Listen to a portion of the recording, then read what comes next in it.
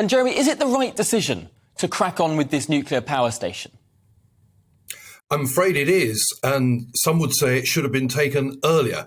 It's important to realise this isn't the final investment decision, it's just firing the starting gun, if you like. Government is going to commit money, and the private sector is going to have to provide an enormous amount of the 20 billion plus capital required to build it. So the important thing is getting this process going, and I don't think it's unnecessarily going to tie the hands of whoever's in Downing Street in a couple of weeks' time. There's a big political consensus we need to get on with new nuclear, and this is the only shovel-ready project we can get started on. 20 billion capital costs, some of that being met by government, some of that being met by the private sector. I suppose a year or two ago, that would have sounded like an extraordinary amount of money, the kind of money that would make most chancellors' eyes water.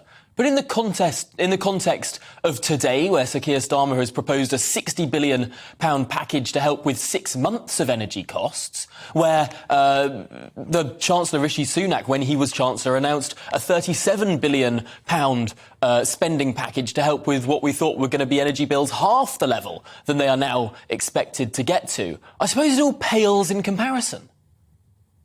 Well, you're right. To many of us, it sounds like monopoly money. And of course, this is our money. It's important it's well spent.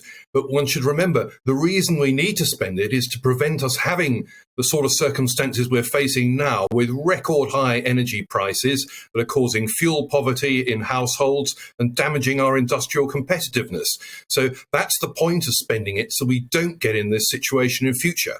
We've also got the long-term ambition of reducing our carbon emissions to net zero by 2050. That may not seem the immediate problem when we're trying to keep the lights on and pay for our electricity and gas right now, but it's still important. So the new capacity that comes on stream over the next 10 years or so must all be very low carbon, and nuclear is an essential part of that.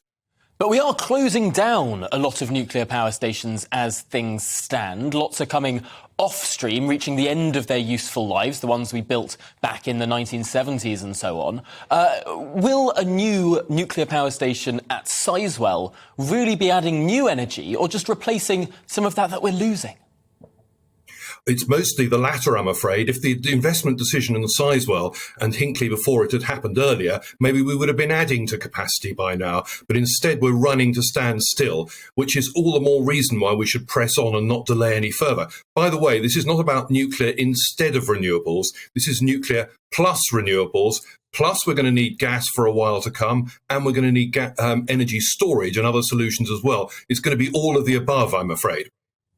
We hear a lot about small modular reactors, this proposal mainly coming from Rolls-Royce, that we could have smaller, potentially even sort of mass-produced reactors popping up all around the country, potentially much more cheaply and much more quickly than the big Sizewell-style plants. Is this feasible to get done in any short order?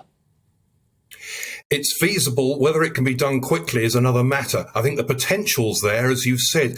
Building a larger number of smaller units is not only technologically advantageous, it's easier to finance as well. And that, of course, has always been the big issue with nuclear, is paying for it. So, yes, it's the right thing to pursue, and Britain's got great expertise. But right now, the only reactor design that we can build that's licensed for generation in this country is the EPR design already under construction at Hinkley, which can provide, a pair of those reactors, as would be built at Sizewell, could provide 7% of our electricity.